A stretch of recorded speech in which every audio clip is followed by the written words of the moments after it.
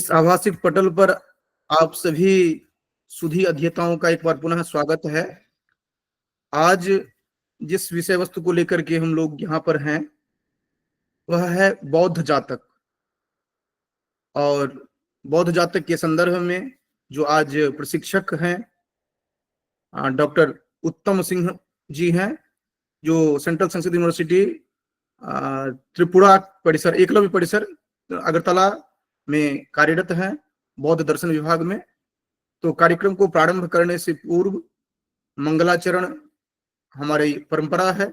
इसी को ध्यान में रखते हुए मैं दीपांशी से निवेदन करता हूं कि वह मंगलाचरण प्रस्तुत करे। दीपांशी। प्रणाम सर। या सृष्टिः स्रष्टुराद्या वहति विधिहुतं या हविर्या च होत्री ये द्वे कालं विधत्तः श्रुतिविषयगुणा या स्थिता व्याप्य विश्वं या माहुः सर्वबीज प्रकृतिरिति यया प्राणिनः प्राणमन्तः प्रत्यक्षाभिः प्रपन्नस्तनुभिरवतु ताभिरष्टाभिरीशः।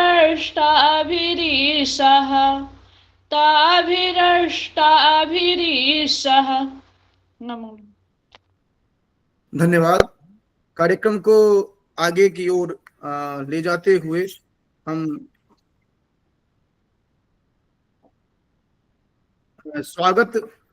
अतिथियों के स्वागत निमित्त हमारे इस कार्यक्रम के सहयोगी संस्था के प्रतिनिधि के रूप में यहाँ पर विद्यमान हैं डॉक्टर प्रियंका सिंह जी। आपसे निवेदन है कि आप अतिथि एवं यहाँ सुधी अध्येता जो हैं का आप स्वागत वक्तव्य प्रस्तुत करें अपना। प्रियंका सिंह जी। सर्वेभ्यो नमो नमः। 17 दिवसीय अंतर्राष्ट्रीय ऑनलाइन कार्यशाला बाल नंदिनी प्रतियोगी शास्त्र दीपिका के आज तृतीय दिवस पर इस आभासीय पटल पर समुपस्थित सभी विद्वज्जनों का बहुत बहुत स्वागत, अभिनंदन और वंदन है। इस कार्यशाला के समन्वयक सम्माननीय डॉक्टर विपिन कुमार झा जी का, कार्यशाला की संयोजिका आदरणीय डॉक्टर दीपिका दीक्षित मैम का, सह संयोजिका डॉक्टर ज्योत्सना द्विवेदी जी का, छात्र संयोजक श्री विश्वेश्वर पांडे जी का और सभी प्रतिभागियों का बहुत बहुत स्वागत है।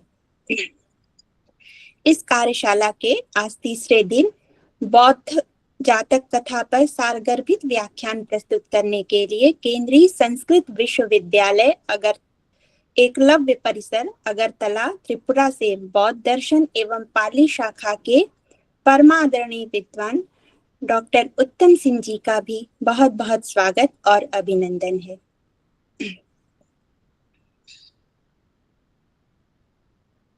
जी बिपिन जी। धन्यवाद।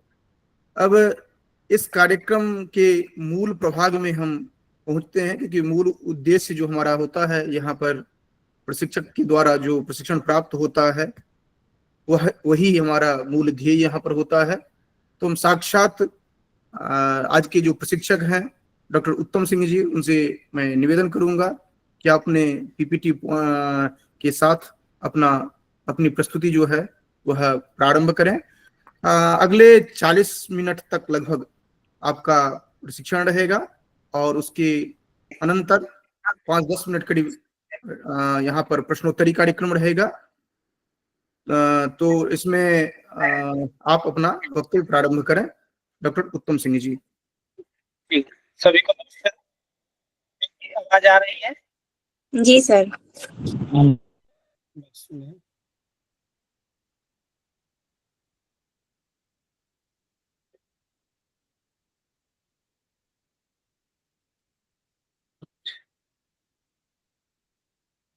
मेरा पीपीटी दिखाई दे रहा है?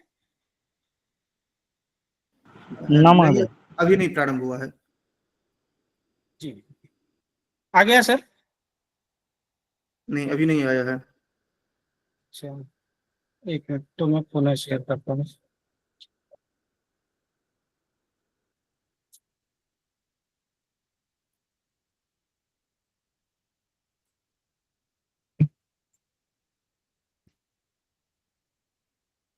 Google Meet is sharing your PPT. एक मिनट में एक बार चेक कर ले रहा हूँ, चाहे परमिट करना पड़ेगा। नहीं, को होस्ट के लिए तो दिक्कत नहीं है। एक बार देखिए, कर सकते हैं परमिट। मैं फिर से एक बार ट्राई कर रहा हूँ।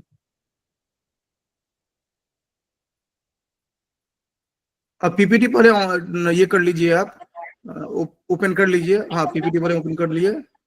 जी अब आप गूगल क्रोम वाले पर इस पर जाइए, मीट वाले पर। अभी नहीं आया सर। हाँ, आ गया है, ठीक है। जी जी हम्म, प्रारंभ करता हूँ। ठीक।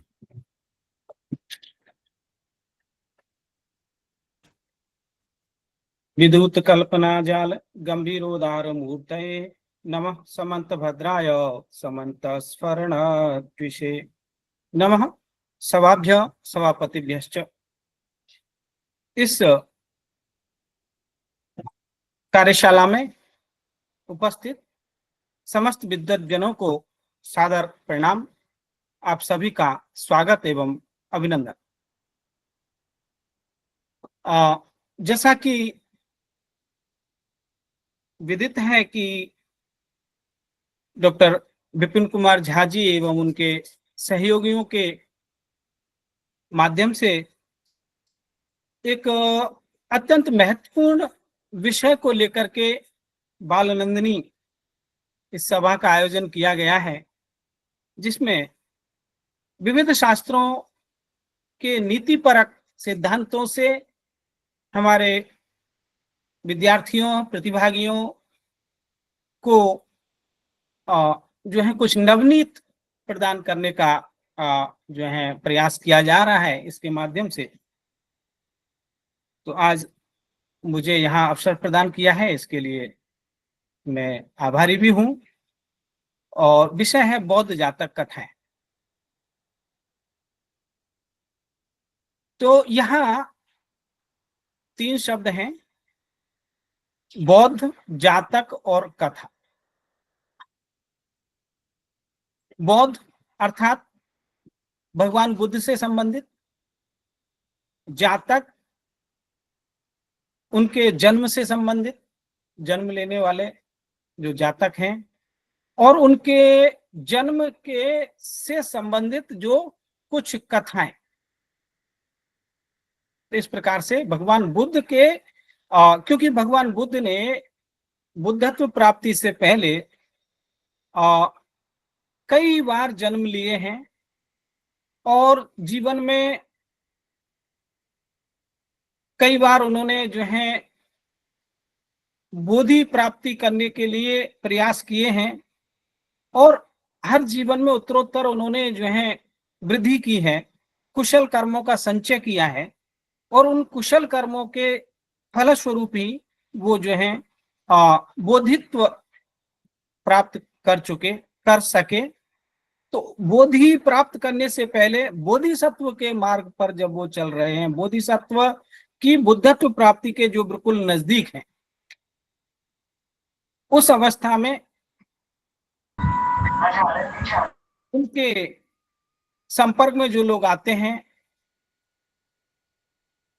अथवा उनके साथ जो घटनाएं घटित होती हैं, उनको वो बुद्धत्व प्राप्ति के बाद जब जो है विहार कर रहे होते हैं या किसी बौद्ध विहार में होते हैं, या कोई दुखी व्यक्ति उनके संपर्क में आता है और अपनी समस्या को उनके समक्ष रखता है कि ऐसी कठिनाई है, ये इस समस्या में फंसा हूं, तो उस समस्या से निकालने के लिए भगवान बुद्ध अपने पूर्व जन्म की किसी कथा के प्रसंगों के साथ जोड़ करके और उसकी समस्या को जोड़ करके वो जो है उन उसका समाधान करते हैं।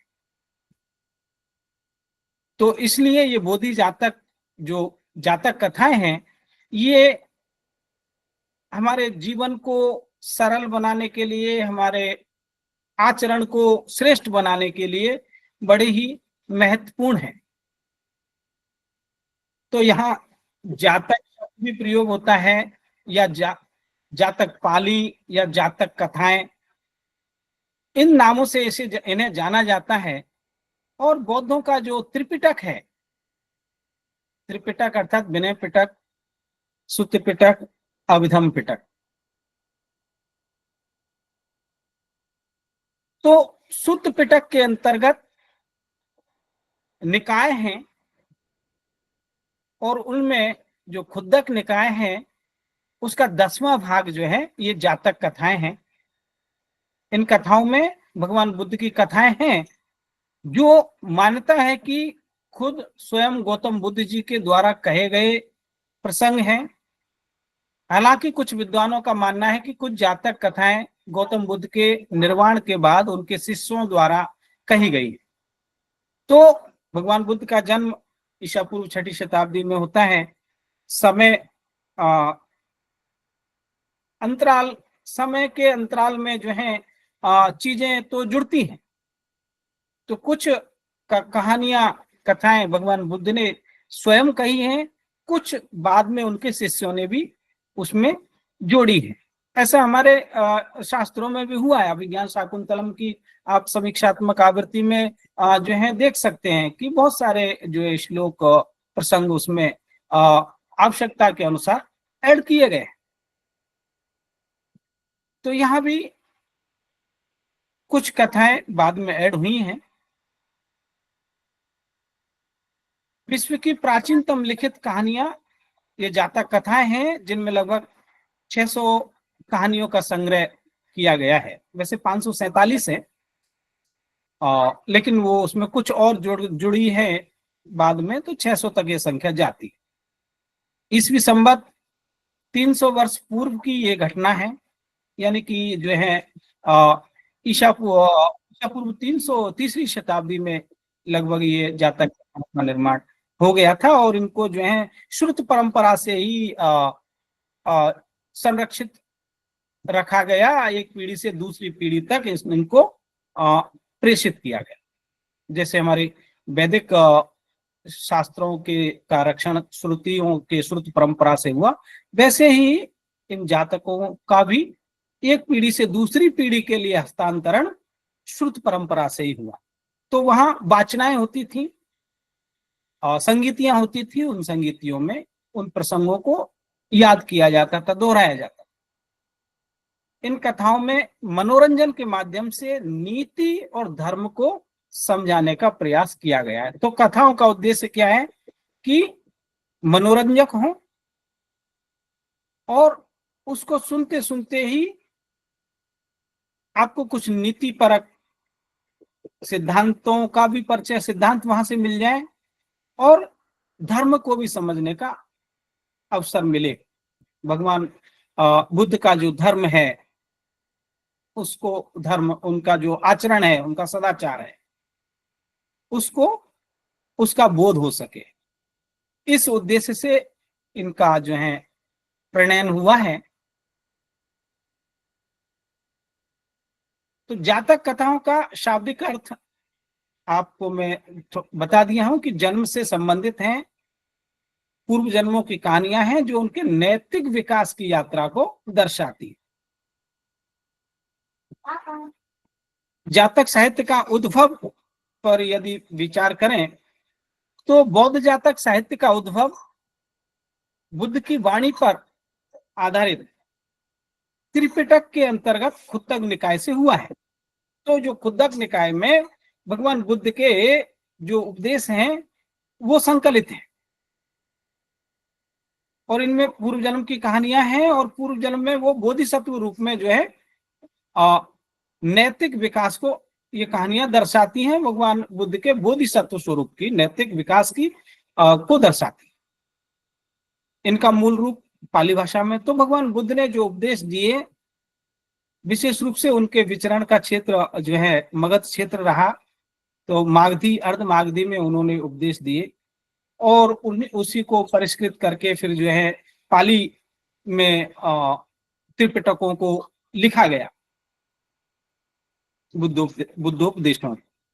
और ये जो है आपके भगवान बुद्ध का विचरण का क्षेत्र भी ज्यादातर बिहार और उत्तर प्रदेश ही रहा। बिहार ज्यादा था और बुद्धि भी वहीं उनको प्राप्त हुई।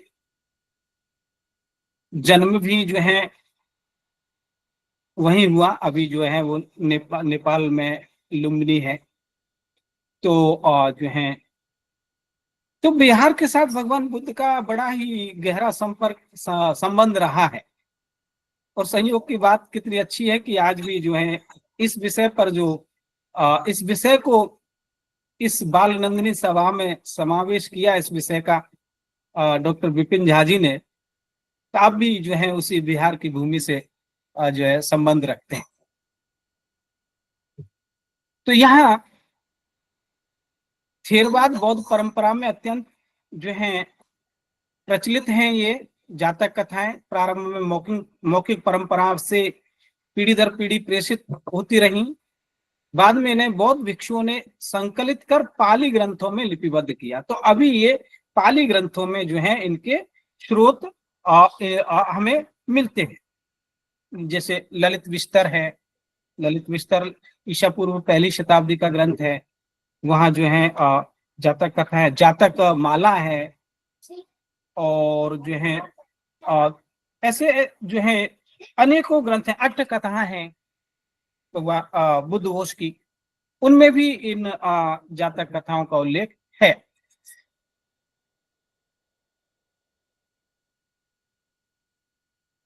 तो जातक साहित्य के संग्रह में कुल 547 कहानियां मिलती हैं। कुछ बाद में जोड़ करके ये संख्या 600 तक भी होती है। तो ये कथाएं बुद्ध के आत्मचरित, लोक मंगल और नीति उपदेश का समन्वय करती है।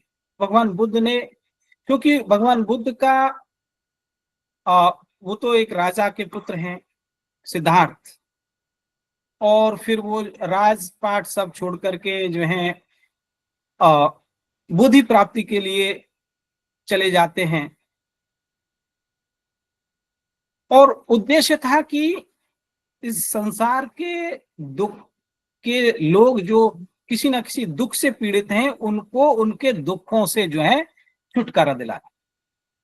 इसी उद्देश्य से उन्होंने गृह त्याग किया। नहीं तो वो चक्रवर्ती सम्राट भी होते, क्योंकि जब जन्म होता है बुद्ध का तो ज्योतिषियों ने उस समय ये भविष्यवाणी की थी कि या तो चक्रवर्ती सम्राट बनेंगे या धर्म प्रवर्तक होंगे। तो वो धर्म प्रवर्तक बने और उद्देश्य था कि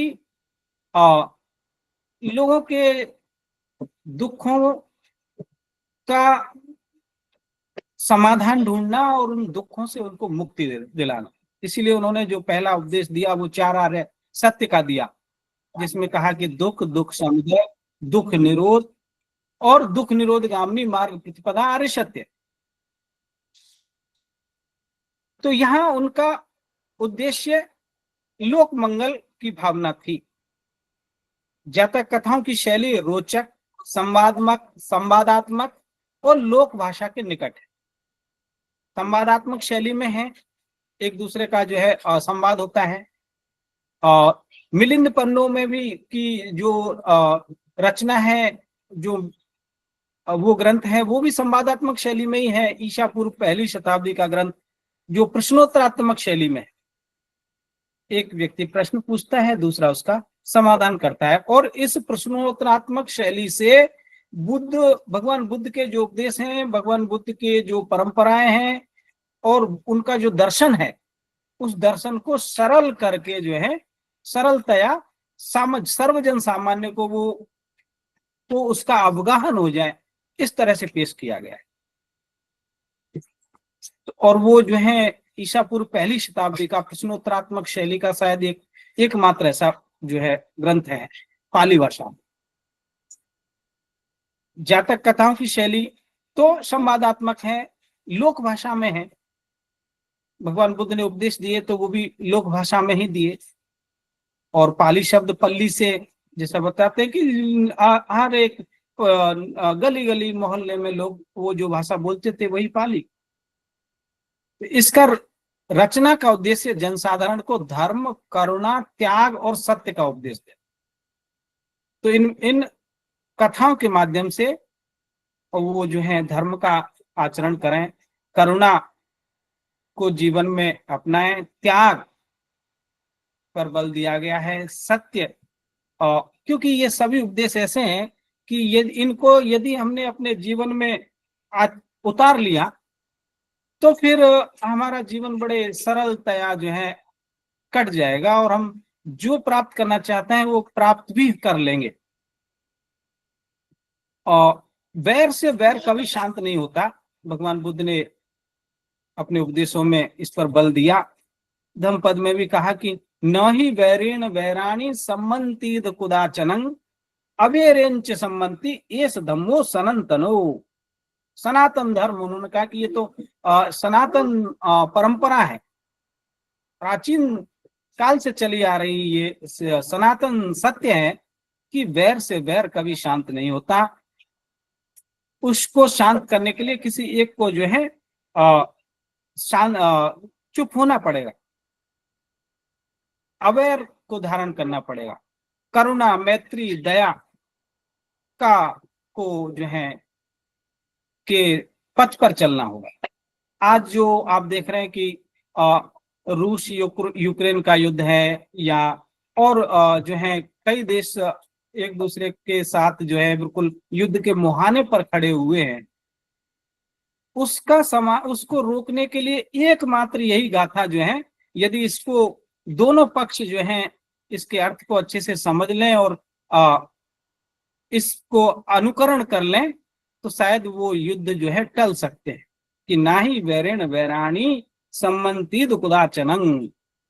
और लास्ट में वही होता है कि दोनों पक्ष समाधान पर आते हैं कि भाई चलिए कुछ आप त्यागिए, कुछ हम त्यागते हैं, और मैत्री भाव को जो है का अनुसरण करते हैं।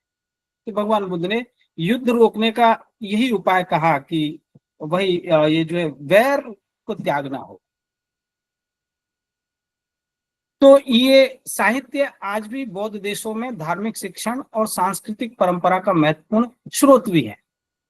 धार्मिक शिक्षण के लिए इन कथाओं का उपयोग अनुसरण किया जाता है। जातक कथाओं का जो संरचनात्मक स्वरूप है, तो इसमें प्रत्येक जातक कथा 3 भागों में विभाजित होती है। एक भाग होगा प्रस्तावना यानी पुब्ब योग। पुब्ब योग मतलब पूर्व जन्म का कुछ संयोग, जैसे मिलिंद और नागसेन की कहानी में होता है कि मिलिंद और नागसेन जो पूर्व जन्म में दोनों जो हैं गुरु शिष्य होते हैं। मिलिंद जो हैं शिष्य होते हैं, नागसेन जो हैं गुरु होते हैं। और जब वो अपने आश्रम में बौद्ध विहार में सुबह सुबह झाड़ू लगा रहे होते हैं तो गुरुजी अपने शिष्य को कहते हैं कि मिलिंद में जो ये ये कूड़ा इकट्ठा मैंने किया है उसको तुम उठा करके बाहर फेंक दो। अब वहाँ कूड़े से मतलब जो है कूड़े को इकट्ठा करना, कूड़े से मतलब वहाँ हमारे जो हमारे अंदर जो दोष हैं उन दोषों को मैंने जो है ढूंढ ढूंढ करके ये इनका एकत्रीकरण किया है। अब इनको बाहर फेंकना है। फेंकने के लिए वो शिष्य को बोलते हैं जिससे शिष्य प्रेरणा ले। और वो शिष्य अभी नव दीक्षित है, नया नया दीक्षा लिया है, अभी बाल मन है, तो वो उनकी बात को अनसुनी कर देता है। गुरुजी दोबारा पुनः कहते हैं कि मैं जो ये कूड़ा इकट्ठा किया उसे तुम फेंक दो। फिर भी वो अनसुनी कर देता है। फिर तीसरी बार गुरुजी कहते हैं कि मिलिंद तुम इसको कूड़े को फेंक दो जो मैंने इकट्ठा किया है। वो तीसरी बार भी अनसुनी कर देता है। विद्यार्थी है, बालक है, नहीं सुना तो गुरुजी को इस पे गुस्सा आ जाता है कि अरे ये अभी से जो है अवज्ञा कर रहा है, बात नहीं सुन रहा है। तो वो जिस झाड़ू से कचरा इकट्ठा कर रहे होते हैं, वो उसमें, क्योंकि एक आश्रम में झाड़ू लगाने के लिए वो जो झाड़ू होगा वो एक लकड़ी में बंधा हुआ होगा, तो वो उस लकड़ी से ही जो है उसको एक उसमें धीरे से जो है लगा देते हैं। तो अब देखिए वो जो है तो गुरुजी का कई बार ये होता है कि गुरु विद्यार्थियों को सिखाने के लिए, सही रास्ते पर लाने के लिए उनको इस तरह का दंड भी देते हैं। लेकिन गुरु कैसा है, वो कुंभकार की तरह, वो कलश बना रहा है, नीचे हाथ लगाएगा, ऊपर से चोट लगाए। तो इसी प्रकार से वो देख रहे थे कि ये जो है बड़ा ही प्रखर बुद्धिशाली है और इसको सही राह पे लाना है।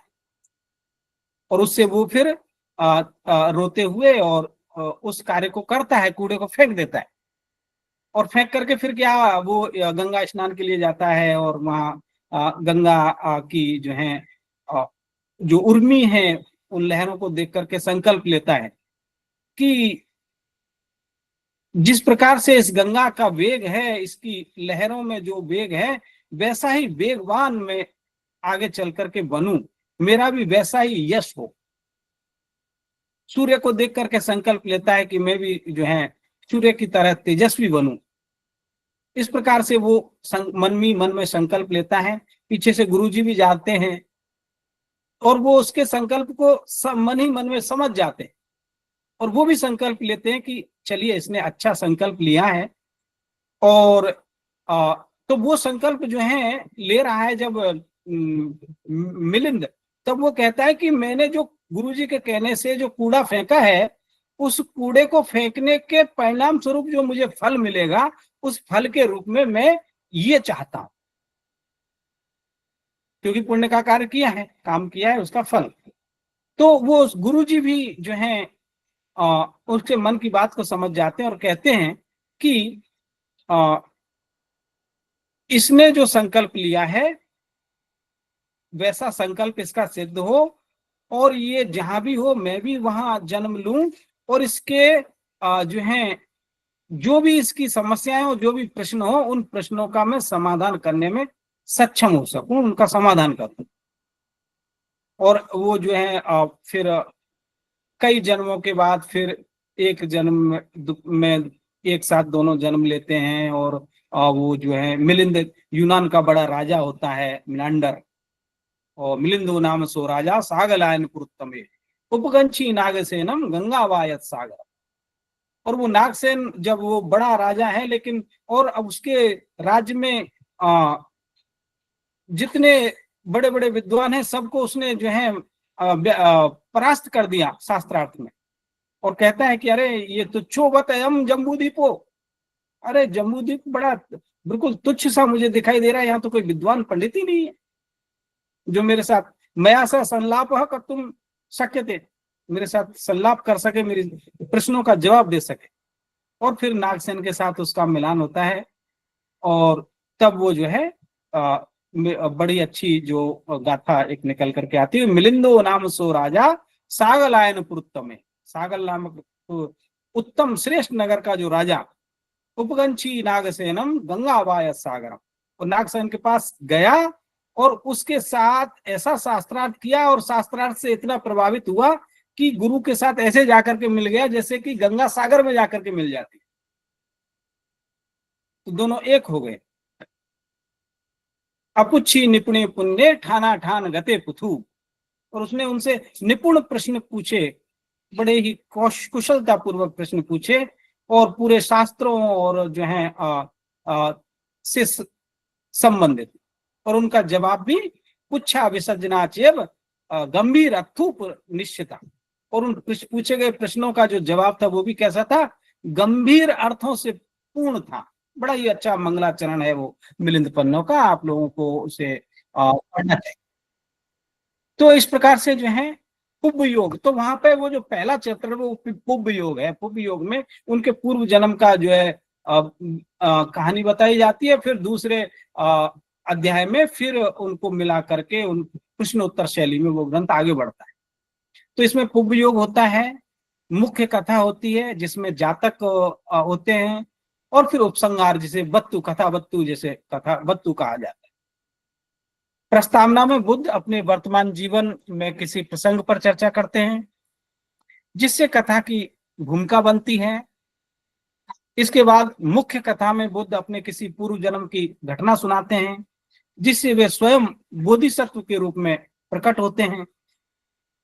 यह मुख्य कथा नैतिक, सामाजिक या आध्यात्मिक मूल्य पर केंद्रित होती है, और इसमें कथाओं में पशु, पक्षी, मनुष्य या देवता पात्रों के माध्यम से बोधिसत्व की भूमिका को दर्शाया जाता है। बोधिसत्व का जो है काम ही यही है कि जब तक भी वो जितने क्षेत्र में उनका प्रभाव है, उनका विचरण है, उस क्षेत्र में यदि एक भी प्राणी यदि दुखी है, भूखा है, पीड़ित है, शोषित है, वंचित है, तो वो बोधिसत्व जो है तब तक वो आगे की कक्षा में प्रवेश नहीं करेंगे जब तक कि उसके दुखों का निवारण ना करो।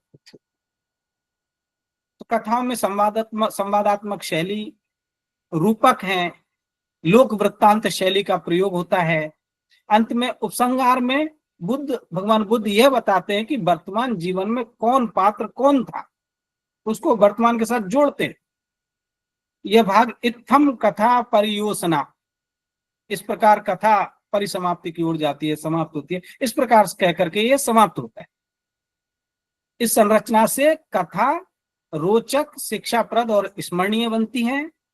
यह स्वरूप बौद्ध शिक्षाओं को सरल एवं जन सुलभ रूप में प्रस्तुत करने हेतु विशेष रूप से उपयुक्त होता है। क्योंकि समय का थोड़ा मर्यादा है, मैं थोड़ा जल्दी आप लोगों को इसका जो है अवलोकन कराते हुए आगे बढ़ूंगा। तो जातक कथाओं में जो नीति तत्व हैं, इसमें विविध पशु, पक्षी, देवता, मनुष्य आदि पात्र हैं। हर जातक कथा के अंत में नैतिक शिक्षा दी जाती है कि इससे हमें मोरल क्या है, इससे क्या सीखने को मिला, जैसे सत्य बोलना, दया, करुणा, त्याग, क्षमा आदि। कहा गया कि जो है मन का कितना अच्छा विश्लेषण किया भगवान बुद्ध ने कि मनोपुबंगमा धम्मा, धम्पद का पहला ही गाथा, मनो सिद्धो मनोमया मनसा चे पदुट्ठे न भासती वा करोति वा ततो नंग दुखं अन्वेति चकं वा वहतो पदम, पाली भाषा में।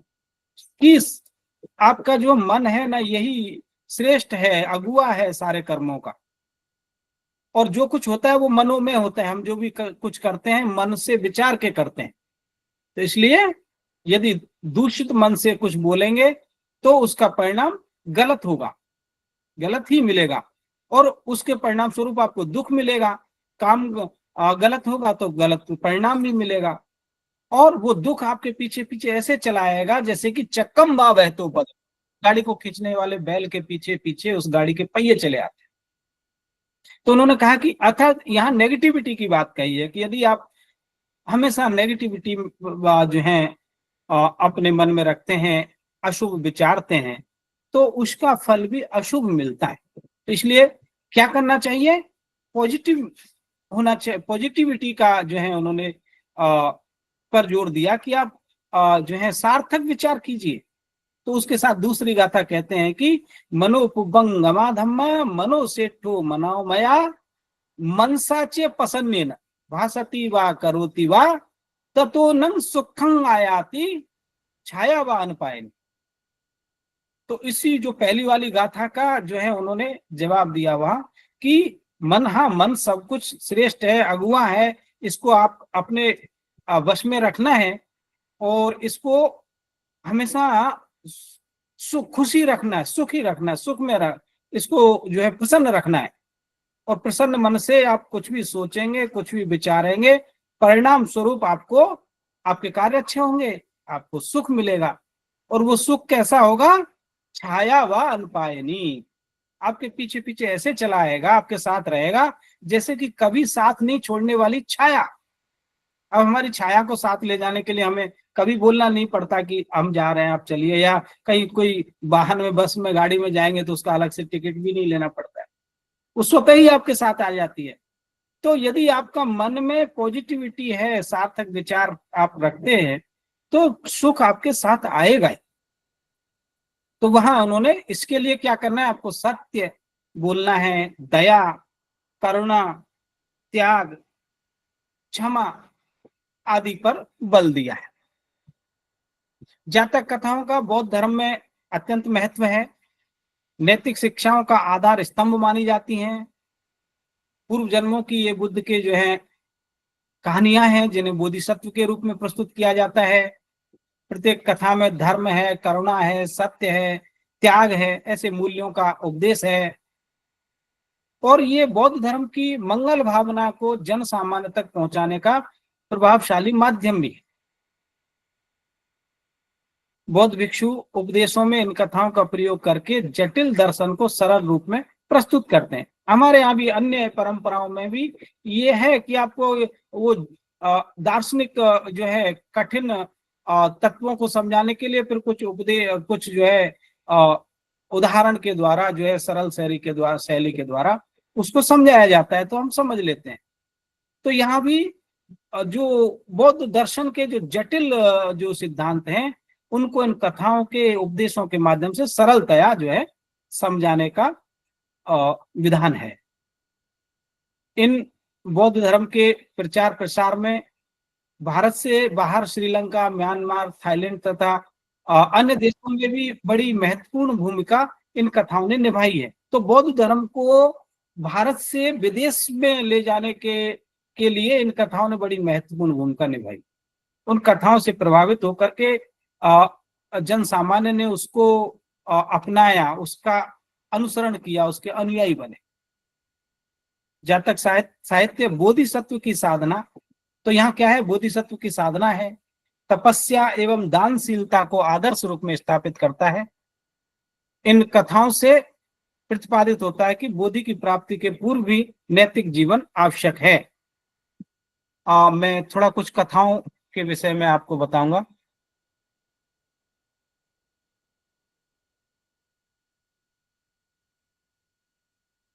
तो शैक्षिक महत्व क्या है? इसे सत्य, अहिंसा, करुणा, त्याग का पाठ हमें जानने को मिलता है। भगवान बुद्ध ने तो पंचशील का उपदेश दिया है। कथाओं से के माध्यम से बौद्ध दृष्टिकोण से जीवन के व्यावहारिक पक्षों को सरलतया जान सकते हैं। बालकों में चरित्र निर्माण, अनुशासन और आत्मसंयम जैसे गुणों का विकास होता है। नैतिक शिक्षा के लिए ये जो है मोरल एजुकेशन के लिए आज भी पाठ्यक्रम में प्रयुक्त होती है। सरल शैली और रोचक कथानक विद्यार्थियों को सीखने के लिए प्रेरित करता है।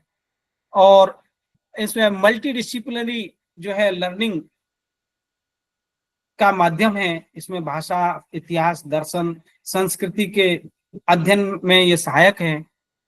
और शिक्षण में इसका प्रयोग करके शिक्षकों को जटिल नैतिक समस्याओं को सरल रूप में प्रस्तुत करने में सुविधाएं रहती हैं। कथाएं विद्यार्थियों को सहज अस्तित्व, सहिष्णुता एवं सार्वभौमिक मानव मूल्यों के प्रति संवेदनशीलता उत्पन्न करती हैं। पाठशालाओं से लेकर विश्वविद्यालयों तक जातक कथाएं बौद्ध अध्ययन का अनिवार्य अंग भी हैं। इस प्रकार जातक कथाएं केवल धार्मिक नहीं अपितु सार्वभौमिक शैक्षिक साधन के रूप में जो है महत्वपूर्ण है। कुछ जातक कथाएं देख लेते हैं, जैसे कि महाजन जातक कथा है। तो एक राजा महाजनक है, महाजनक जातक कथा में उसकी कथा जो धैर्य, विवेक और आत्म संयम की शिक्षा देती है। राजा महाजनक विदेह राज्य के एक राजा थे, जिन्हें महाजनक जातक कथा में चित्रित किया गया है। यह कथा उन्हें एक बहादुर और धार्मिक राजा के रूप में दर्शाती है, जिन्होंने सांसारिक सुखों का त्याग करके संन्यास लेने का फैसला लिया था। राजा महाजनक की कहानी, राजा महाजनक विदेह, तो कहानी क्या है कि विदेह राज्य के राजा थे। उनके दो पुत्र थे, अत्थिजनक और पोलजनक। राजा बूढ़े हो गए हैं, तो उन्होंने अपने बड़े बेटे अत्थिजनक को राजा बनाया, छोटे बेटे को वायसराय बनाया। और जो है समय के साथ राजा को अपने भाई की लोकप्रियता पर संदेह होने लगा। एक दिन राजा महाजनक ने संन्यास लेने का फैसला किया और महल छोड़कर चले गए। यह निर्णय उनकी पत्नी और पूरे राज्य के लिए एक सदमा था। इस कथा में जो है राजा महाजनक को एक जहाज दुर्घटना से बचाया जाता है और फिर वे एक तपस्वी के रूप में जीवन व्यतीत करते हैं। बाद में वे अपने राज्य लौटते हैं और अपने बेटे को जो है सिंहासन सौंपते हैं। अंततः वे फिर से संन्यास ले लेते हैं और बुद्धत्व प्राप्त करते हैं। इस प्रकार से ये कहानी है। उसी प्रकार से नलिनी जातक की कथा है, जिसमें करुणा और कर्तव्य निष्ठता का जो है गहन संदेश दिया गया है। जो नलिनी एक मृग है और वो जो है उसके साथी कुछ जो है एक जाल में फंस जाते हैं, तो उनको वो जो है किस प्रकार से बुद्धिमत्ता से उसे जो है निकालते हैं, और फिर वो उस शिकारी को जो है वो समझाते हैं कि वो शिकारी भी जो है उनके पीछे जंगल में जाकर के फंस जाता है। तो फिर वो उसको जो है शिकारी को जो है मार्ग दिखाते हैं और कहते हैं कि भाई देखो, करुणा और का जो है पालन करना चाहिए। इससे हमें निर्भीकता और करुणा का जो है संदेश मिलता है। उसी प्रकार से विदुर पंडित जातक की कथा है, प्रसिद्ध नीति है, जो बुद्ध के एक पूर्व जन्म की गाथा को दर्शाती है। भगवान बुद्ध ने स्वयं विदुर पंडित के रूप में प्रस्तुत किया, जो एक अत्यंत ज्ञानी, नीतिज्ञ और धर्मपरायण व्यक्ति थे। यह कथा महाभारत की पृष्ठभूमि पर आधारित है, जिसमें विदुर हस्तिनापुर के राजसभा के मंत्री थे। कथा के अनुसार नागराज वरुण की रानी ने विदुर का ज्ञान सुनकर उन्हें पाने की इच्छा की। राजा धृतराष्ट्र ने विदुर को बलपूर्वक नागलोक भेज दिया, लेकिन विदुर ने वहां भी नीति और धर्म से नागों को प्रभावित किया। उन्होंने नागराज को भी धर्म की व्याख्या कर न्याय का मार्ग दिखाया। विदुर पंडित का व्यवहार, संयम और विवेक सभी पात्रों के लिए प्रेरणास्पद बनता है। यह कथा बुद्ध के पूर्व जन्म में न्यायप्रियता, निर्भयता और बौद्धिकशीलता का कथन है। जातक का मुख्य संदेश है कि सत्य और नीति का मार्ग पर चलने वाला व्यक्ति सच्चा विजयी होता है। विदुर पंडित जातक आज भी बौद्ध नीति साहित्य के आदर्श जीवन और नेतृत्व की जो है मिसाल के रूप में प्रतिष्ठित है। मैं थोड़ा जल्दी जल्दी बता रहा हूं क्योंकि शायद समय हो गया है। एक कपोत जातक कथा बड़ी अच्छी है, और इससे इसको देख लेते हैं। तो कपोत जातक कथा, कपोत मतलब कबूतर, ये कथा शांति और क्षमा का संदेश देती है। कपोत जातक कथा शांति क्षमा संदेश देने वाली एक प्रसिद्ध बौद्ध कहानी है। यह कहानी बुद्ध के पूर्व जन्म से है, जिसमें एक कबूतर के रूप में जन्मते हैं बुद्ध। इस कथा में एक शिकारी कबूतरों के झुंड को पकड़ने की कोशिश करता है, लेकिन कबूत जो है अपनी बुद्धिमत्ता और क्षमाशीलता से न केवल अपने झुंड को बचाता है, बल्कि शिकारी को भी क्षमा कर देते हैं। तो कथा इस प्रकार है कि वो सब मिलकर के जो है प्लानिंग करते हैं कि हम सबको एक साथ जो है एक ही दिशा में इस जाल के सहित उड़ जाना है। और वो सब मिलकर के जो है एक साथ बलपूर्वक प्रयास करते हैं, तो वो जाल को लेकर के उड़ जाते हैं और फिर उसके नीचे से वो निकल जाते हैं। शिकारी उनके पीछे पीछे उनको भागता हुआ गहरे जंगल में चला जाता है, लेकिन कबूतरों को पकड़ने में असफल रहता है और फिर थक करके वो जो है बैठ जाता है और अब उसको जंगल से निकलने के लिए रास्ता नहीं सूझता।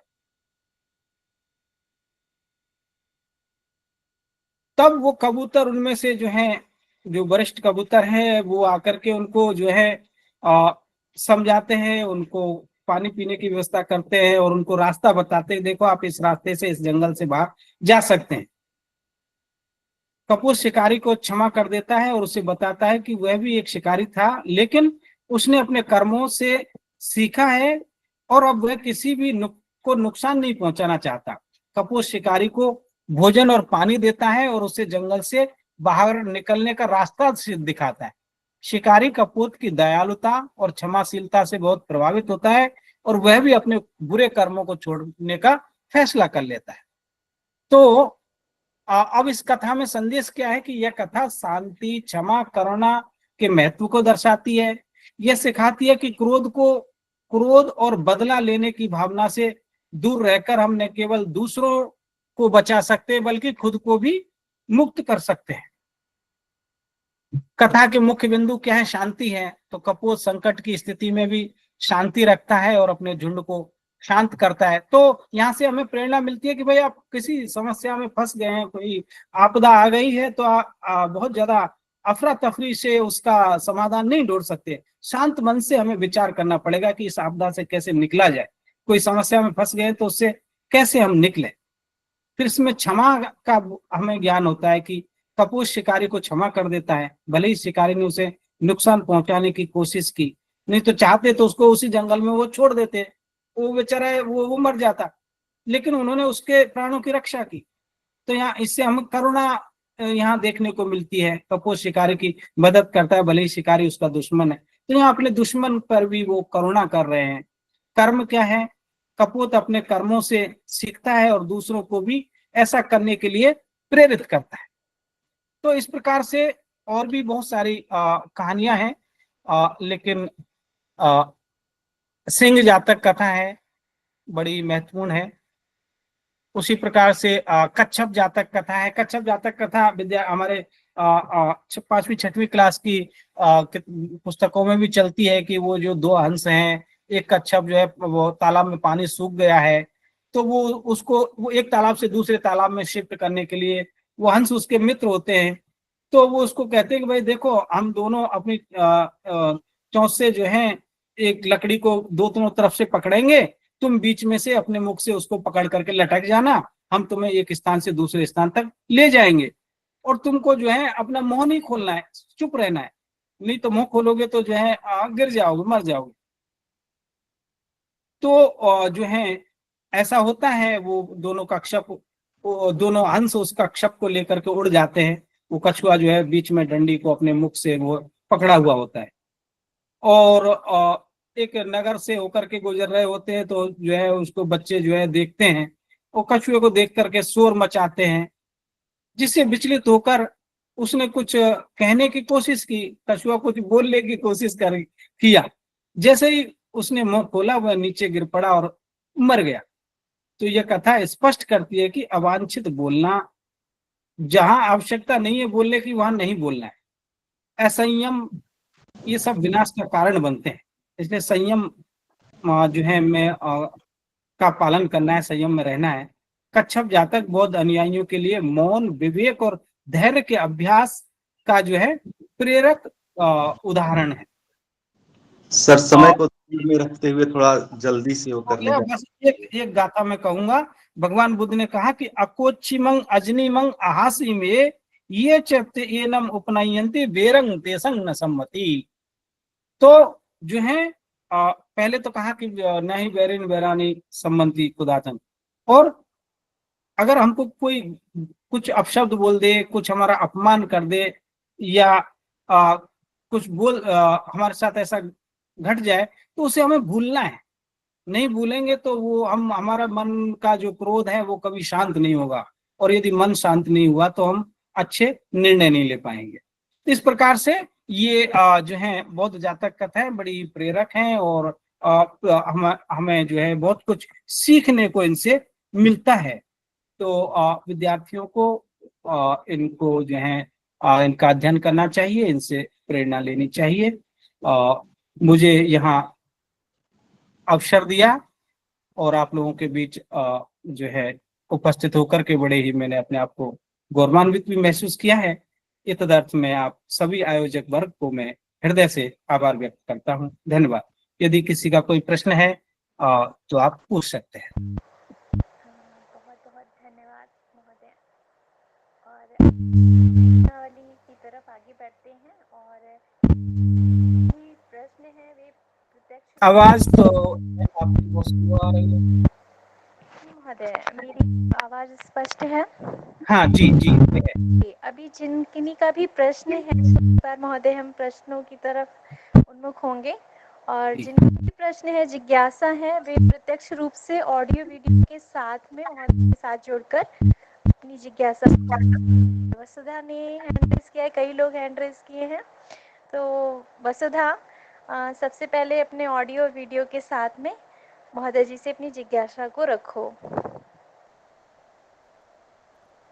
सर, मेरा प्रश्न यह है कि बौद्ध जातक कथा किस तरह की है? बौद्ध जातक कथा किस तरह की है? किस सदी की है? मैं यहाँ तक आपका क्वेश्चन समझ पाया, बौद्ध जातक कथा किस सदी की है जी। किस सदी की है? अच्छा अच्छा, जी जी, बहुत अच्छा, वेरी गुड, बहुत सुंदर। तो देखिए ये कथाएं जैसे भगवान बुद्ध का जन्म होता है ईसा पूर्व 6ठी शताब्दी में, ठीक है, ईसा मसीह से भी 600 वर्ष पहले। तो ये कथाएं जो है लगभग ईसा पूर्व 3री शताब्दी से मिलती हैं। इनका उल्लेख भगवान बुद्ध के मुख से हुआ है, इसलिए वो जो है ईसा पूर्व 6ठी शताब्दी तक चली जाती हैं, ठीक है, क्योंकि भगवान बुद्ध ने अपने शिष्यों को वो उपदेश दिए हैं। लेकिन इनका संगायन और संकलन लगभग ईसा पूर्व 3री शताब्दी से होता है। और भगवान बुद्ध के जो अन्य पूर्व जन्म हुए हैं, वो बुद्ध के पहले के जो उनके जन्म हैं, भगवान बुद्ध के जो है ये जो 547 जो जन्म हुए हैं, इनमें कई शताब्दियां के पीरियड रहा होगा। तो बुद्ध से पहले की भी इनमें भगवान जो है भगवान बुद्ध के जो बोधिसत्व स्वरूप है उस समय के जो है प्रसंग हैं। तो इस प्रकार से हम इनको बुद्ध काल की कह सकते हैं, ठीक है। ईसा पूर्व 5वीं 6ठी शताब्दी तक आप ले जाइए, ठीक है बेटा। एक और प्रश्न था सर, मेरा एक और प्रश्न था कि क्या हितोपदेश की कथाओं को बुद्ध ने अपने भाषा में कहा है क्या? एक बार थोड़ा सा और स्पष्ट कीजिए क्वेश्चन आपका अपना क्या? कर लो तो शायद तुम्हारी आवाज ठीक से आएगी, ऑफ करके बोलो। अब आवाज थोड़ी कट रही है बेटा आपकी। सर आप कह रहे थे कि हितोपदेश की कथाओं को ही क्या बुद्ध ने अपनी भाषा में कहा है? देखिए हितोपदेश का मतलब है कि ऐसे उपदेश जिनसे आपका हित हो, उनको सुनने वाले का हित हो। तो भगवान बुद्ध के जितने उपदेश हैं वो सभी हितोपदेश ही है। उन्होंने जो उपदेश दिए वो सर्वजन सुखाय सर्वजन हिताय दिए, तो बुद्ध के उपदेश भी हितोपदेश है। तो भगवान बुद्ध के ने भी अपनी भाषा में हितोपदेश दिए हैं। अभी हम अगले प्रश्न की ओर बढ़ते हैं और सौरभ ने भी हैंड रेज किया है, तो ऑडियो। जी सर, प्रणाम सर। जी प्रणाम। सर मेरा प्रश्न ये है कि ऐतिहासिक दृष्टि से जातक कथाएं या फिर उससे संबंधित कोई भी बौद्ध ग्रंथ बहुत उपयोगी है, परंतु जब हम लोग इसके वास्तविक मूल पे आते हैं तो कुछ कथाएं हास्य व्यंग्यपूर्ण एवं कथा स्तर पे लगती हैं। उदाहरण स्वरूप यदि मैं उलूक जातक कहूँ तो उसमें किसी प्रकार के नीतिगत बात नहीं लगती है। इस पर आपके क्या विचार है सर? देखिए एक तो यह है कि कुछ कथाएं बाद में भी जुड़ी हैं, तो अब हो सकता है कि उनमें वो जो जिन्होंने कथा को जोड़ा है वो किस उद्देश्य के साथ जोड़ रहे हैं, उस उद्देश्य में हो सकता है हमें वो समझ में नहीं आ रहा हो, लेकिन कुछ ना कुछ उसमें संदेश तो होगा।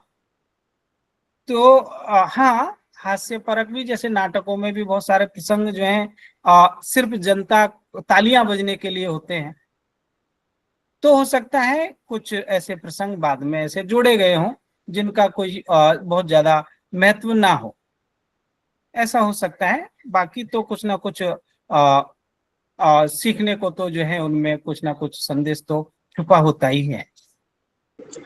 सर मेरा द्वितीय प्रश्न ये है कि क्यों सर इनको पूर्व जन्म की कथाएं कहते हैं? क्योंकि कई जातकों में हम लोग देखते हैं कि इसमें वो स्वयं को कभी ये नहीं कहते हैं कि ये उनके पूर्व जन्म की कथा है। कुछ कथाओं में आप जैसे आपने बताया कि आगे चल के कुछ प्रतिलिपियां जोड़ी गई। क्या यह सही है कि बुद्ध केवल ज्ञान के स्तर पर नीति के रूप में इस कथाओं को कहते थे और बाद में उनके पूर्व जन्म की कथा के रूप में जोड़ दिया गया?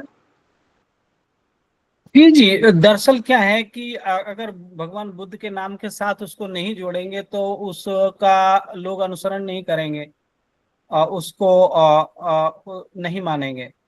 तो जो जोड़ी गई हैं उनको भगवान बुद्ध के किसी जीवन या किसी कार्य के साथ के साथ उसका संबंध बिठा करके उनको जोड़ा गया है, जिससे कि लोग उसका पालन करें, उसका अनुसरण करें।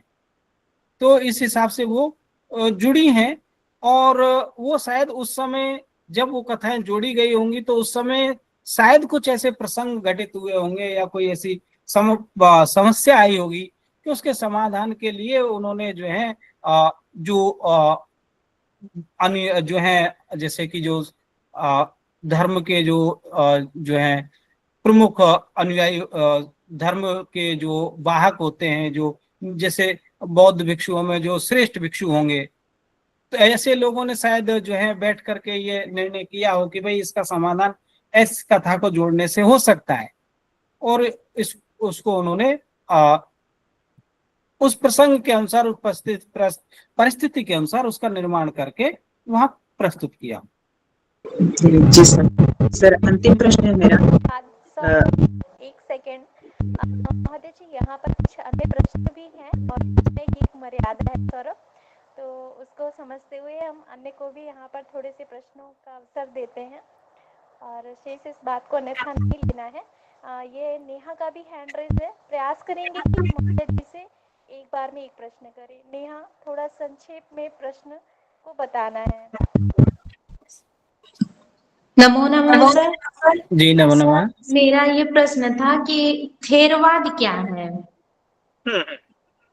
देखिए, थेरवाद, थेर जो है भिक्षु है, थेर कहा जाता है भिक्षु को, थेर और थेरी।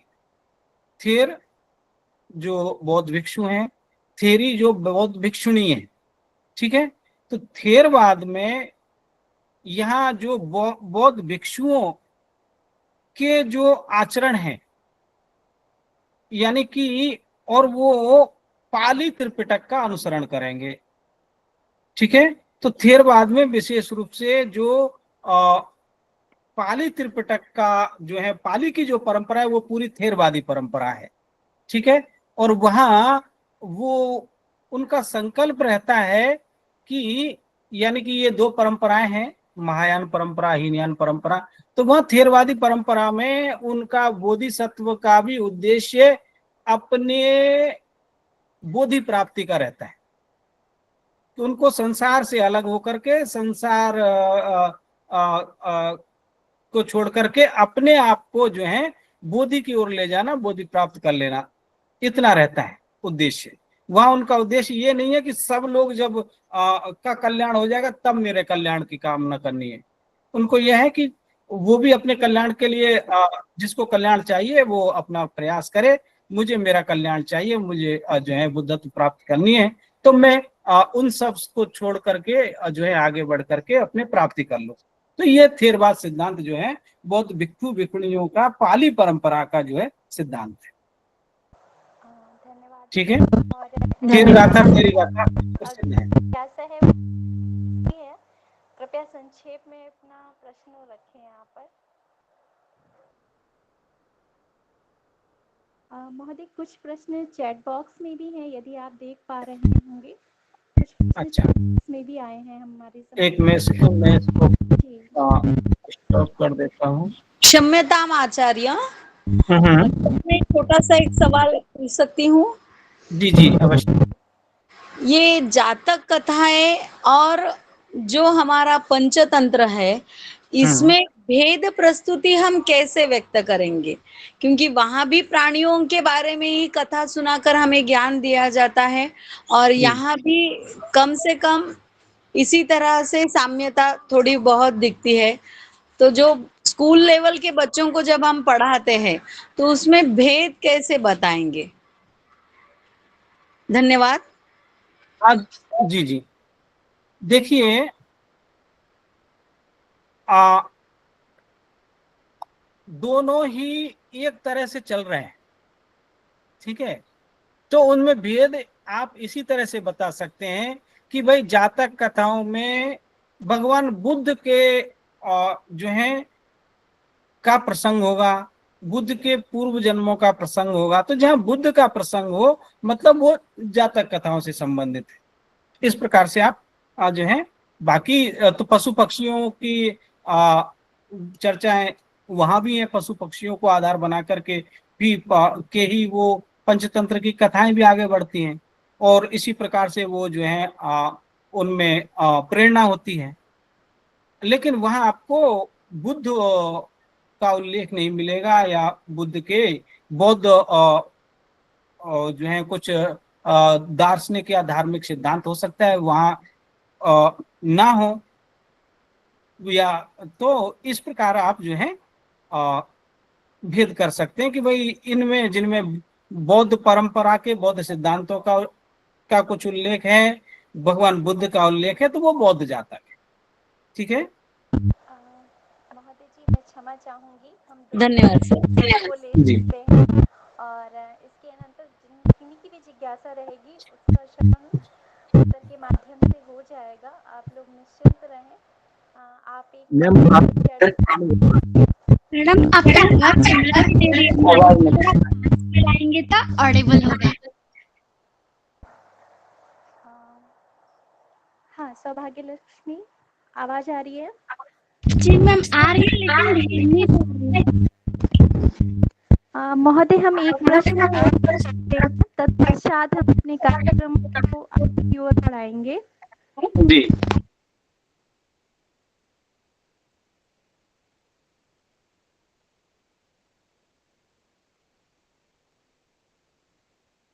महोदय चैट बॉक्स में आप जैसा कि देख पा रहे होंगे प्रश्न आए हुए हैं और जिनमें से एक प्रश्न है कि जी संत थे कि जहाँ तक सुना है कि बहुत संत थे, ये विशाल दुबे हैं, कोई प्रश्न है महोदय?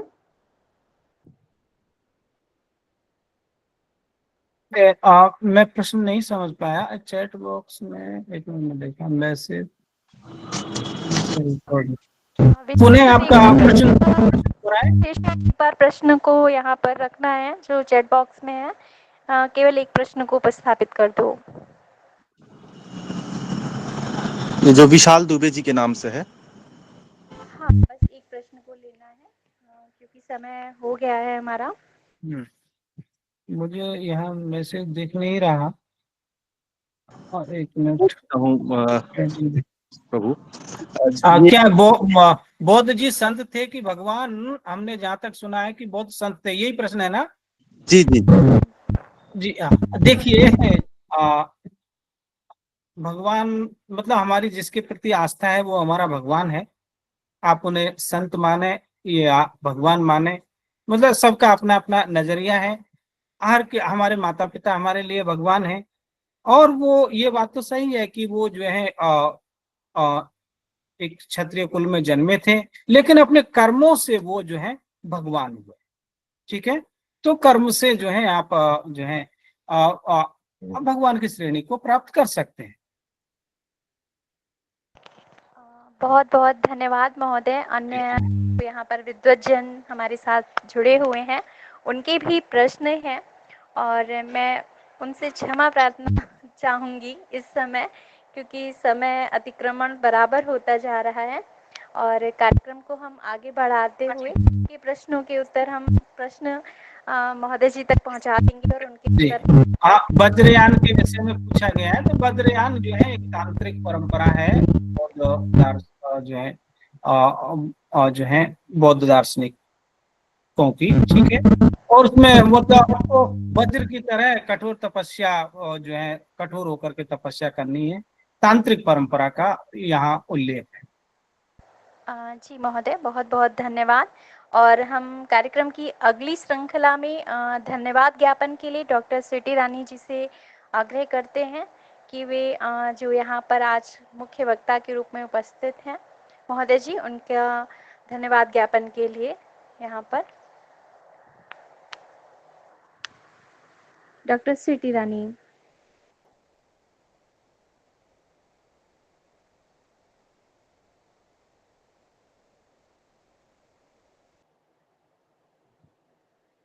विश्वेश्वर शायद स्वीटी रानी जी नहीं है, आप धन्यवाद ज्ञापित कीजिए महोदय का। आ गई हैं।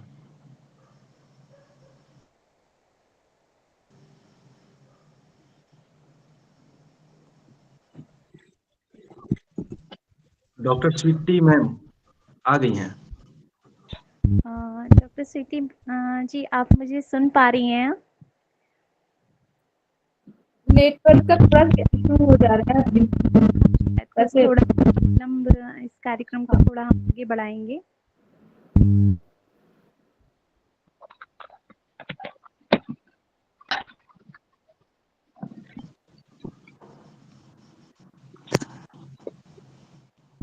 विशेषकर आप प्रारंभ कीजिए। बहुत बहुत धन्यवाद सर आपका, जो आप हम लोगों को इतना समय दिए और ये बौद्ध जातक कथाओं के बारे में बताए। जैसे बौद्ध जातक जो कथाएं हैं, इनकी गूढ़ता और इनकी दार्शनिकता को गहराई से देखने पर इसकी वास्तविकता बहुत कठिन होने लगती है, लेकिन वर्तमान समय में इसकी प्रासंगिकता बहुत अद्भुत है। हम इसका जितना बार अध्ययन करते हैं, जितना बार इसका पठन करते हैं, उतनी नीतिपरक बातें हमारे सामने आती हैं। और वैसे समय ज्यादा होने लगा है, तो हम यहाँ पे जितने भी जुड़े हुए प्रशिक्षुगण हैं, इन सभी को हम धन्यवाद देना चाहेंगे जो अपना समय इसमें दे रहे हैं। और इसके साथ ही आपको भी बहुत बहुत धन्यवाद सर, डॉक्टर उत्तम सर, आप इतना समय दिए हमको। और बस धन्यवाद। इसके साथ ही हम लोग शांति मंत्र करते हैं। हाँ, शांति मंत्र के लिए चलेंगे। इस क्रम में एक बार सभी अपना वीडियो ऑन कर लेंगे ताकि एक उपस्थिति जो है वह हो जाए सभी का। तो सभी अपना वीडियो एक साथ ऑन कर लेंगे।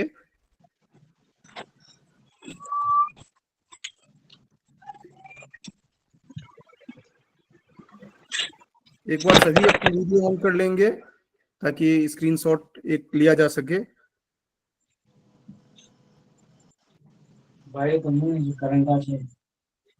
ऑडियो नहीं ऑन करना है, वीडियो केवल ऑन करना है। निशिकांत, अपना ऑडियो ऑफ करो, म्यूट करना है।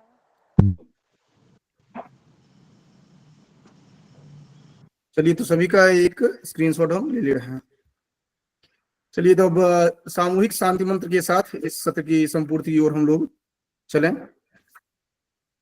ओम सर्वे भवन्तु सुखिनः, सर्वे सन्तु निरामया, सर्वे भद्राणि पश्यन्तु, मा कश्चित् दुःखभाग् भवेत्। ओम शांति शांति शांति। बहुत बहुत आभार आप सभी का। और आज थोड़ी सी कुछ समस्या थी, इस कारण से मैं निरंतर उपस्थित नहीं रह सका।